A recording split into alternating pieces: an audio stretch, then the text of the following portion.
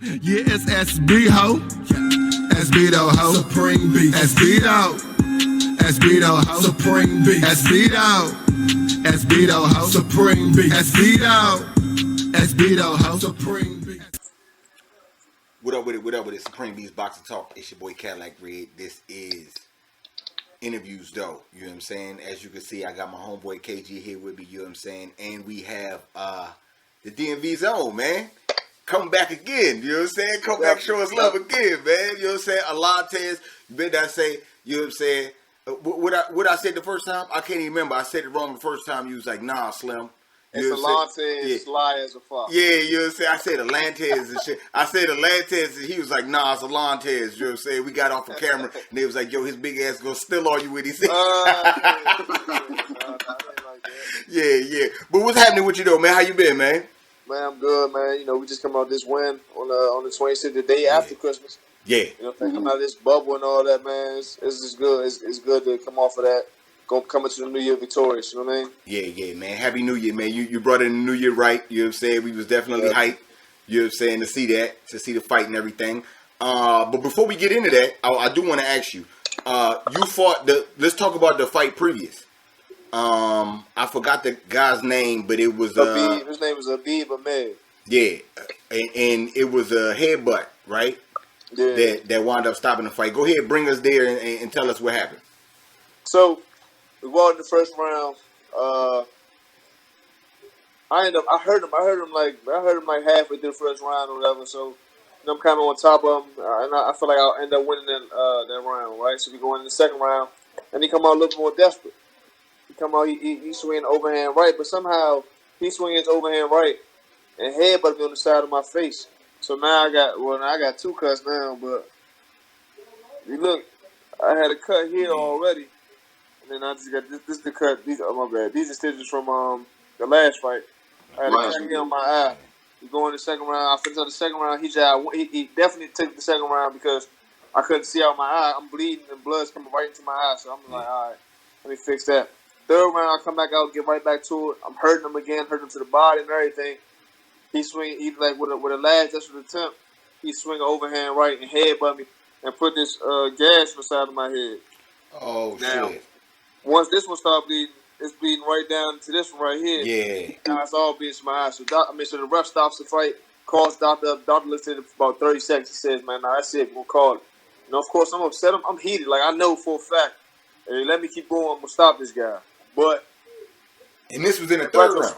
Yeah, in retrospect, I should have been fighting. I was fighting him improperly. I should have been boxing him from the outside, testing him up, man, making sure he can't test me with any of that. And I probably never would have got a headbutt. But who knows? This guy, he's kind of infamous for headbutting people. My question would be, do you feel like you could have went 3 more minutes at least for it to go to decision? Because after 4 rounds, it go to decision, right? Nah, yeah, it went. So the doctor stopped in the third round. I would have had to finish this round, finish this third round, and then go into the fourth round, finish the fourth round, and then maybe they can stop it. Okay. But when the doctor looked at my head, when he looked at my head cut, he was like, "Nah." He said, "What's going to happen is the skin is going to flap over and cause way more scarring, way more blood than yeah. You shouldn't even go through it." Man, all right, man. It is what it is. I trust your expert opinion, but I definitely was gonna stop this dude. I feel like I was gonna stop him before 6, but it is what it is. Okay. KG, you got anything for him? You was talking about fighting on the got in the inside and got hit, but I was looking at I've been watching your fights for a good little minute before I even knew you was from the PMP. You know what I'm saying? From the looks of me, it looked like you like fighting on the inside anyway. Yeah, you know what I'm saying? Yeah, my father. I ain't a fan of that because you know what I'm saying. With you being you know what I'm saying, one of the tallest damn middleweights. You know what I'm saying, pretty much in history. You know what I'm saying? Yeah. So my thing is, we were talking about, you know what I'm saying, we were talking about your last fight. I'm talking about your just past fight, just current fight. It looked tough to me. Oh, man. Yeah, at first it was tough. Yeah, it was definitely tough until I switched up with what the hell I need to be doing. I need to be boxing. Yeah, and it looked like, to me, you didn't get comfortable until like toward the end of the 5th, going into the 6th. You know what I'm saying? Because like the first 5 rounds, y'all look like y'all didn't tussle for a good little minute. You know what I'm saying? So, you know what I'm saying? Buddy was there doing his thing. But that ain't the fight I'm talking about. I'm talking about that fight you had with them damn troops. Them bitches was eating the fuck out your ass, bro. Hey man, honestly, there's some older trunks, and I got a newer cup, a newer, more fitted cup, and so I would have had to adjust the waistband on those to fit the new cup, so that wouldn't happen. That's all that happened there, man. If I was the trainer in the other corner, man, y'all would have heard me screaming that whole time, man. Like, how can I get to that man's body? You know what I'm saying? Because, man, you was all the way up to the nipples. Yeah, damn sure was up to my chest. I was like, come on, man. What the I could feel it. I'm like, man, I got to keep working. Yeah. But I feel, you know what I'm saying? But like I said, you put on, like I said, to me, it looked like to me you got comfortable in the 6th round. That's when you really started moving, pumping your jab. You know what I'm saying? Keeping Buddy busy, keeping him honest. You know what I'm saying? And then, like the commentator would say, you would start off maybe 20, 30 seconds, and then you'll gas, and you'll slow down. So, honestly, it wasn't even about comfortability. It just, I went back to the corner. I talked to my father and my brother, and they just like, dog, you need to be boxing. And I'm like, yeah, of course. But in the 4th round, after I got the head, but I kind of just, I kind of was like, man, I was worried they might stop this fight on the head, but on the cut again. So I made it back to the corner. I knew the dude got addressed. He's like, man, we didn't even know it was a cut. So the guy, my cut man, he did an incredible job. Yeah, he did. But he was like, oh, I didn't even see it. So he came in there and just, he sealed the cut with Vaseline and everything. He didn't even use his adrenaline or anything like that. He just sealed the cut with Vaseline. And I just went out there that 5th round, made sure I didn't get touched. But like, once I got the head, but I just like, man, you know what? I need to be boxing outside. Let me see if I can do this. Let me see if I can still do this.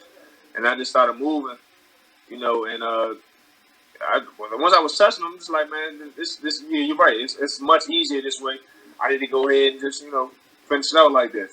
Make sure he don't touch me no more. And it's not like he didn't touch me, but like I said, my cut man did an incredible job. So he touched me, but he wasn't touching me enough to make my eye bleed anymore or make the cut worse. Mm-hmm. Yeah, that's a fact. So okay, so you started. You finished off the year, right? You know what I'm saying? Brought it in. You know what I'm saying? On a victory. What we having in the future? Are we gonna do 3 fights this year? We gonna do more than 3? We gonna do 2 fights? What we looking like? I would love 3 fights this year, but the bottom line is with this COVID stuff, you never know. Mm-hmm. And I think the biggest thing is now I come in a lot of time as a. Oh shit.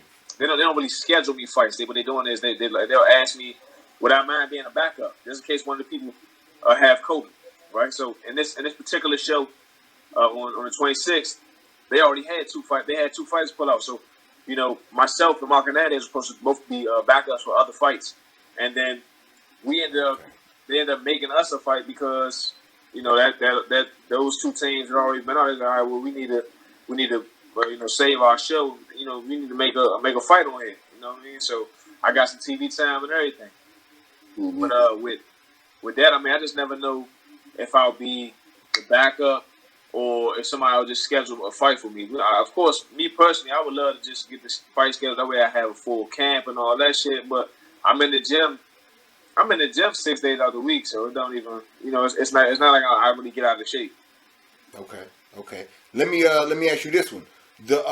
From the fight with the headbutt into the last fight, were the bubbles different, or was it all the same? Yeah. Honestly, the last fight, the very last fight was in L.A. The fight before this was in Connecticut. Okay. In Connecticut, the bubble was a little bit, tiny bit more lax, but they do the same testing and all that. You gotta do all the same testing. We also tested ourselves and stuff like that. So, also we got to when we was in Connecticut, we got to go outside a little bit. And of course, we got our gym times and everything. But I tell everybody, man, every time we went to LA, it was like upgraded prison. Because I was in that gym. You get 30 minutes. You get 30 minutes to 30 minutes to eat meal. You get your 3 meals a day, of course. You know what I'm saying? You get 3 meals a day. You get 30 minutes to each meal. You get an hour in the gym, and then you back in your room. You in your room the whole time until the fight come on. Then when when it's time to fight, you go out, you travel to the venue, then you come right back because you still in the bubble. You know what I'm saying? Like I said, it's really just like upgraded prison. See, you missed out the most important part. You know what I'm saying? And I be every fighter that I talk to that's been in the bubble, I ask. The most important part is y'all be in them hotels with like 13 channels just like regular people. They need to upgrade the fucking channels, man. Y'all be playing games with these people having these. Yo, come on, man. That ain't right. That ain't right, man. We need, you know what I'm saying? Upgrade that shit, man. You know what I'm saying? HBO plus This plus is the thing, though. That's what I'm trying to say. We got hellified channels on that joint because I get in that particular hotel, they had Netflix, HBO, Showtime. You know what I'm saying? They had Pandora Radio. So it's actually a comfort being in that type shit, but it's still irritating to be in a hotel 23 hours of the day, damn near. Yeah. Now that's facts too. That's facts too. You are on lockdown for real. You know what I'm saying? Now I was saying when it's the Netflix, you got to use your account though, huh? Yeah. That's hate. That's hate. Now I want to use the hotel shit. We go run this bill up, man. I feel that, man. Take care of me, man. Take care. Everything. KG, you got something for him? I know we all hate COVID, but me being somebody that likes boxing, I think that should make a lot of y'all boxers honest, because y'all gotta train. Like you say, you in the tuck right now waiting on the call. You know what I'm saying? So that means you ain't got no choice but to stay in shape. Absolutely. And that's holding the candle to a lot of these dudes that don't stay in shape in between fights. You know what I'm saying? So when they get that call, they can't show up, or they show up and get the shit beat out of them. That's the biggest thing, because now you got to fight somebody. It ain't gonna be they making shows. They were making shows, or they are making shows, and you got to fight somebody because it's like, man, look, we got to put on the best show we probably can because we don't even know when we're gonna have a show again. Y'all can't do y'all bullshit. If you want to go out that jump and you ain't been trained, you ain't been in the gym, but you will accept the fight, I mean, it's on you. It's really on you. A lot of the bigger names, of course, the bigger names ain't gonna have to, they ain't gonna have to be on the backup list. But sometimes you gotta do what you gotta do. You never know. You might be training for a southpaw guy, and then at the last minute they be like, man, all right, well he had COVID. You know what I'm saying? So you got to fight this guy right here. He's right-handed. That's a whole different thing. I got a homie training out in Vegas, and he said every morning he see damn Yugas hitting the mountains, running the mountains. Yeah. Running the mountains. You know what I'm saying? He said that dude out there every morning. And Ugas is very talented, man. That man can fight he can fight his ass off, honestly, man. You know what I'm saying? He's got some tough breaks, I feel like. So and in a tough ass division too. Yeah. But like I said, man, as long as you in there, you said 6 days a week getting that work in, man. Absolutely. Just keep your body ready because you get that phone call, man. You get that work. And from me to you, you look a whole lot better on the outside. I appreciate that, man. Nah, we're gonna start training. We're gonna make sure. I'm gonna make sure we train like that all the time. That way, when I fight, it's like that all the time too. Mm-hmm. Absolutely. What I told my father is, I said, man, we work on some things in the gym. That require me to be on the inside. So when I go in there to fight or spar, I go in there and I get on the inside of me because that's what the fuck we've been working on. But of course, it's supposed to be break glass just in case of emergency. But what I'm saying? If we've been working on that, I go in there like, man, look, I need to go land what we've been working on. That way it's successful. That way, way it make it look like we did something. Look, if we worked on this, I'm gonna go in here and I'm gonna do exactly that. And if I catch them with it, then it's a stroke of brilliance. If I don't, if it looks too ugly, it's like, man, what the fuck are you doing, Tez? Yeah. And speaking on, you said ugly. During your last fight, I heard your people's calling for telling you to stop throwing the crazy right. Is that a particular punch, or is that just something? He was saying how I was throwing. That was the biggest thing. That's the conversations I was saying too. It was more so how I threw it versus what I was throwing. You know what I'm saying? Okay. Because you did clean it up that next round when you came out and threw that. I was like, damn. I said, and that's what another trainers love too.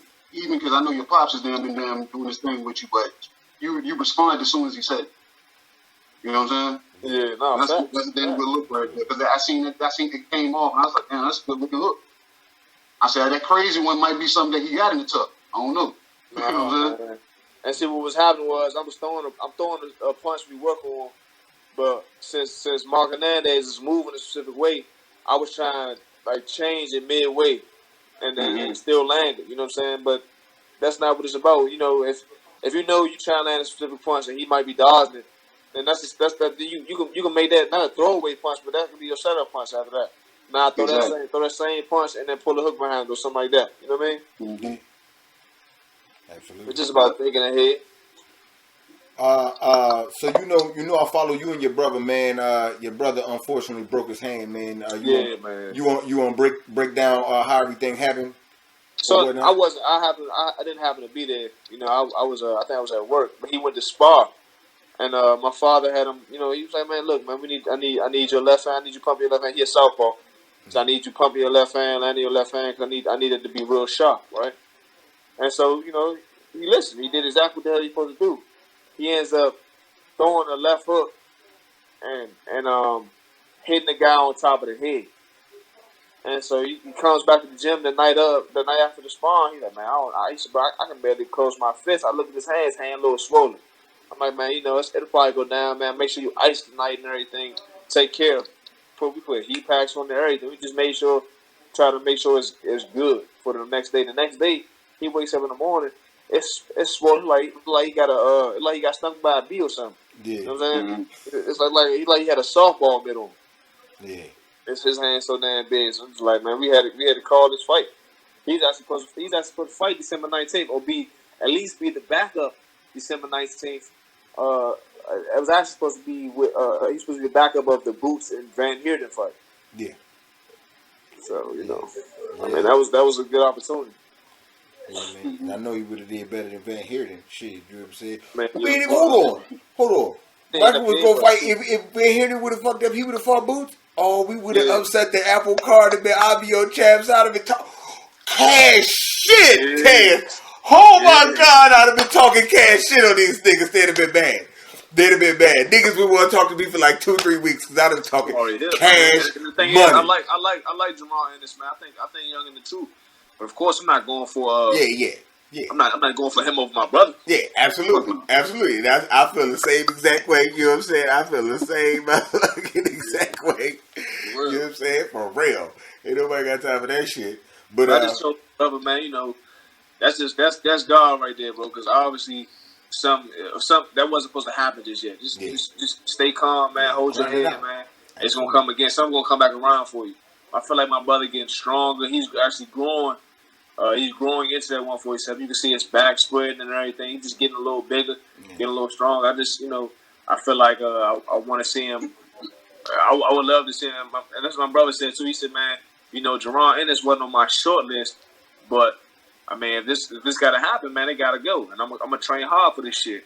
We just talking to my father, let him know, man. Look, you know, don't be too nervous, man. I mean, this is a big ass opportunity to you know, saying to get some money and to get seen, and I mean, you know, and really shock the world. He beats Jerron Ennis. He's the fucking superstar. Absolutely. Right in there. You know what I'm saying? It's like, damn, where the hell has Michael Fox been at? So now, you know, I mean, I'm glad. Like I said, I'm glad, my man. You know, I'm glad. You know, he's healing up his hand and everything. But I damn sure would have loved to see Mike do his thing against Jerron Ennis. And I don't think Jerron Ennis would have been ready for a pure boxer at that height at all. Yeah, man. Yeah, I'm you know me. Like I said, man, he upset the whole apple cart, fucked up everything in 47. You know what I'm saying? Oh shit.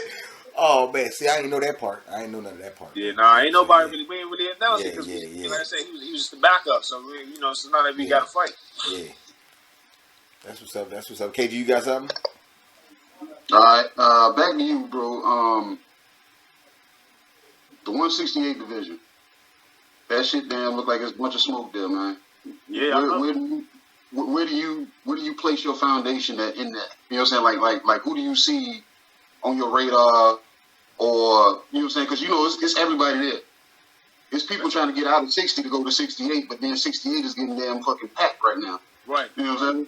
Yeah, man. I'm looking at 68, man, as you know, just this is another. To me, it's just another division, man. You know, remember last time we talked about who I would love to fight. Of course, I like to fight Canelo, but I would love to fight Caleb Plant too. Honestly, I just had I had an opportunity to go out to Caleb Plant's camp because he was supposed to fight. I don't remember if it was Anthony or he was supposed to fight one of the Darrell brothers though, and they had called me out there, to train with them and spar with them for the camp. And I'm like, man, of course I'll come out there. I want to see how a world championship camp is running and everything. That would have been dope. It would have been a hell of an opportunity, And then we even talked about, because that fight is January 30th. He's like, man, if you get through this fight right here with no bumps and bruises, we'll see how it goes, man. We might put you as a backup for that one. Now he's fighting Caleb Truax.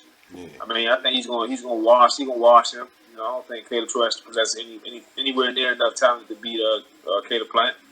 But with Caleb Plant, man, that's actually like a dream fight of mine now, because like I said, I'm a fan. I'm really a fan of the guy for real.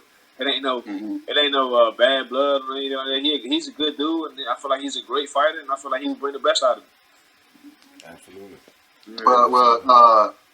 Red knew I got my homeboy at 68, and I was gonna see if you wanted to see him again. Who that? Man, doo-doo. Man, fuck doo-doo. Huh? He talking about doo-doo. Andre. Oh man, if Boo Boo want to come to 68, man, yeah. Nah, hold on, Tez. Nah, Tez. Nah, we ain't gonna call no grown man Boo Boo. That's doo-doo Andrade. Regardless of that type of last, man, shit. Did they give me another opportunity to fight with Demetrius Andre? I would definitely do it. And I'm definitely gonna handle that. You know what I'm saying? Yeah, absolutely. Because he's trying to go to 68 to get him go chase Billy Joe. Yeah, he keeps chasing Billy Joe Saunders, but it's what it is. Okay. Yeah. Okay. Oh, so you an Andre fan, huh? Yeah, man. Get out of here, man. I'm a southpaw myself, and I'm awkward. You know what I'm saying? So that's, you know what I'm saying? And I seen Buddy, I was like, man, anybody that can get them awkward punches off like that and still maintain balance, that's good money to me. He lying. That's good money to me. You know he grew up. He used to like Prince and Purple Rain, and he wear them same type of shirts. You know what I'm saying? With that Rhode Island swag. You know what I'm saying? You know what I'm saying? Out here with that dumb shit. And some real shit though. I respect Demetrius Andre as a fighter. Of course, not just because he beat me, but I respected him before that. I respected him as a fighter. You know what I'm saying? I think he can work. You know what I'm saying? I think he has, like you say, he's awkward, but he's actually sharp. He's smart in there. He's very intelligent in the ring, and he does what he needs to do. Like, you know what I'm saying? Mm-hmm. With his last fight against I forgot what the white dude name from Ireland was.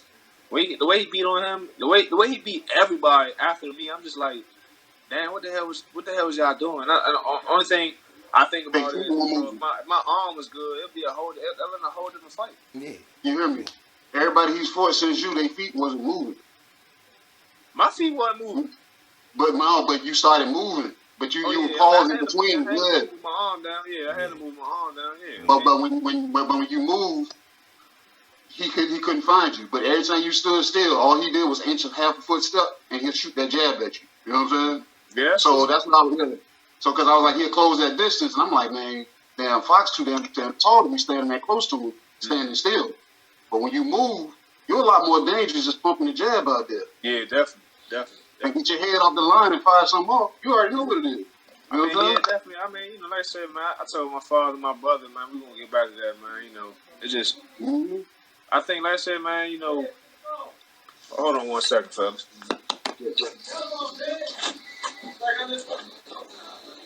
I'm doing an interview. Yeah, my bad. But yeah, I told my folks, man, we can get back to doing that, man, boxing like that, training like that. You know what I'm saying? But I told my father, man, though, I always tell him it wasn't just me that got us into sitting down on stuff more, man. You know what I'm saying? One time my father, this is the story. This is what happened. And my brother reminded me of this not so long. We was talking in the kitchen. He was like, man, he called Sam Watson about me one day, right? Because we got some people, we got some connections. They got him his number. He called and he said, man, it was Sam Watson, this is Troy Fox. I trained Alantez Fox, Michael Fox. I trained at this point in time. My brother wasn't even pro. He ain't turned pro yet either. I trained Alantez Fox. He's out there. He's like, oh yeah. So what's his record? I think at the time I might have been like, let's say I was 12. I was 12-0-1. He was like, how many knockouts he got? He said he only got 4. He's like, damn, what, he can't punch, man? You know what I'm saying? And after that, and right after that, we just start training. We start changing up a whole lot of our tactics and how we did a lot of combinations. It's just a lot more things. You know what I'm saying? So I tell my father all the time, I said, dog, it wasn't just me just sitting there and trying to bang with everybody. You know what I'm saying? Yeah, of course I love to smoke on the inside, but I know how to box on the outside, and when I do, I look beautiful. I do it. I do it every now and then. Even during this time, I would show a flash of that, and they just like, man, that was a beautiful ass. That was a good ass display. You know what I'm saying? But then we go back to the gym, and we're working on inside combination, inside shit. You know what I'm saying? I'm just like, you know, I figured, you know, if we're working on that shit in the gym, why wouldn't I try it in sparring and fight? I might as well do exactly what it is. Because now, like I said, if I land it and I knock somebody out with it, it's like, damn, you definitely land that shit. You worked on that. And man, if that's what we worked on, that's what I'm sharp at. And that's what we're going to sharpen it up. Why the hell wouldn't I do that? Even this last fight, the way I was boxing, if you look, I looked a little winded. Like I had the gas, like it was nothing. I didn't feel tired. I felt a little winded because I wasn't used to moving like that. But I had all the gas I needed to. I could have went 2 more rounds than needed me to. You know what I'm saying? I knew I had the gas because the Sunday before that fight, I ran 10 miles outside. You know what I'm saying? It wasn't, you know, it's nothing.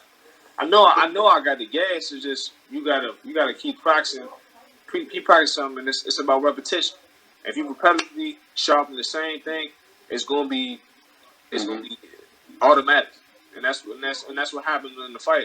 It wasn't automatic. Like to me looking, I missed a lot of opportunities for counters. I missed a lot of opportunities for punches I should have landed, or missed punches punches that shouldn't have missed from the outside. You know what I'm saying? Just my time was off a little bit. You know, if I had to grade that fight for real, I probably would give myself like a B minus because there was a lot of opportunity. Like, of course, because of the first 4 rounds, but then, you know, even when I did start boxing properly, it was there was too many things I was missing. You know, too many opportunities missed, too many shots missed, too many shots getting caught. You know, too many opportunities to counter that I didn't capitalize on.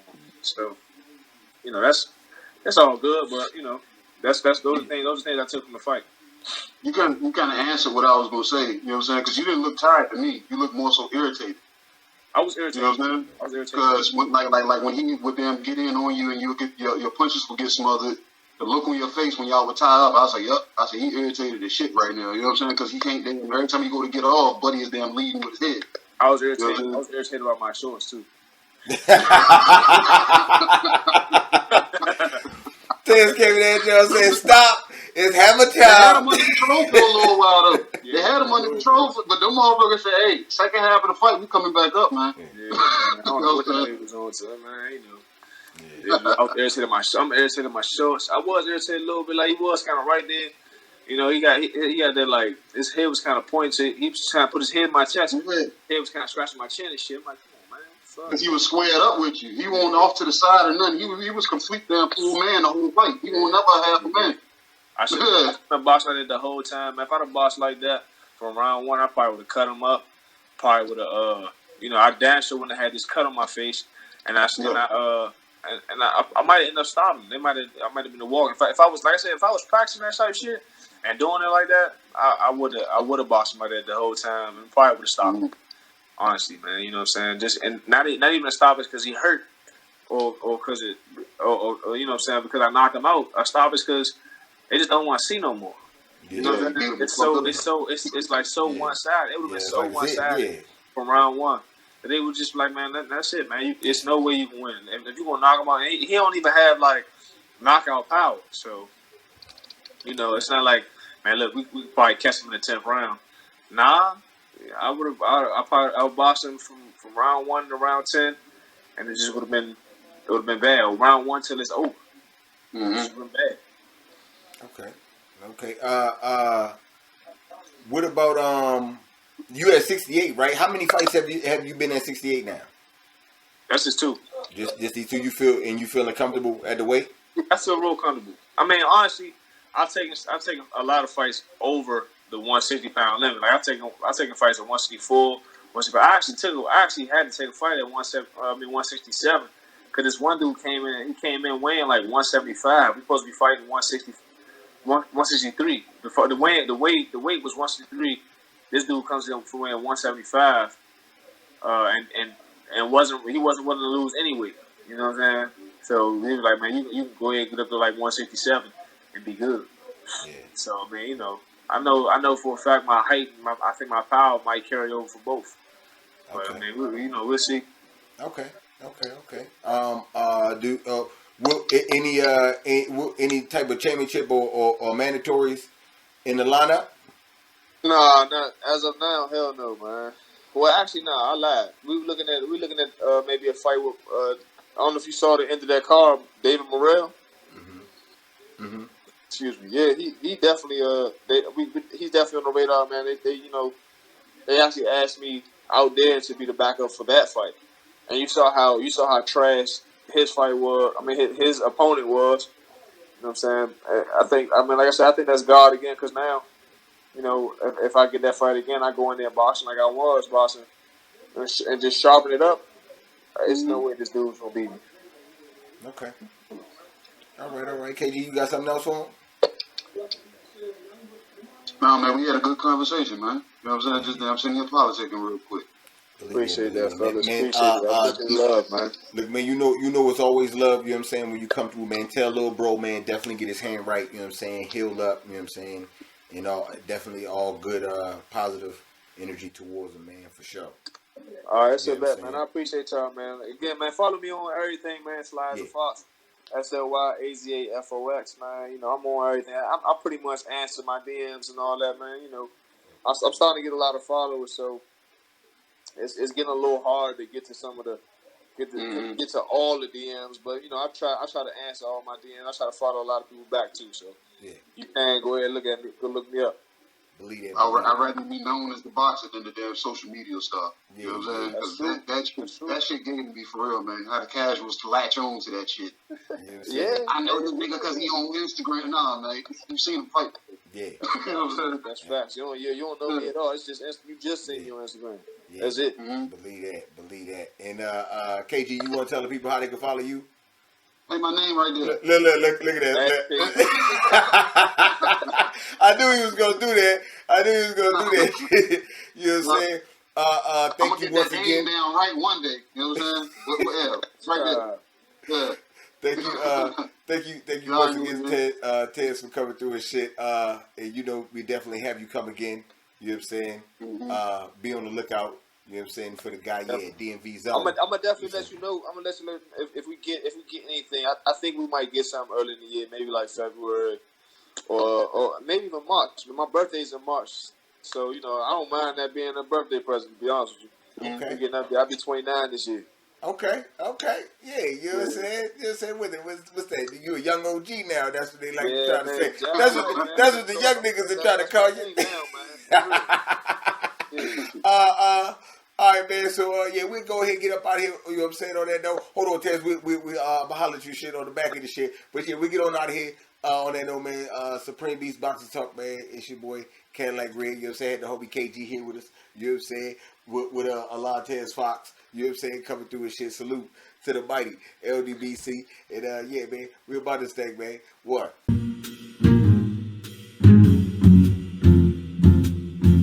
Have you been in search for the perfect formula to style, lay, and represent your grooming to a T? Search no further. You need to head to the Black Gentleman Grooming Company, where we have everything in stock that will keep you covered from head to toe. It's swagger, it's style,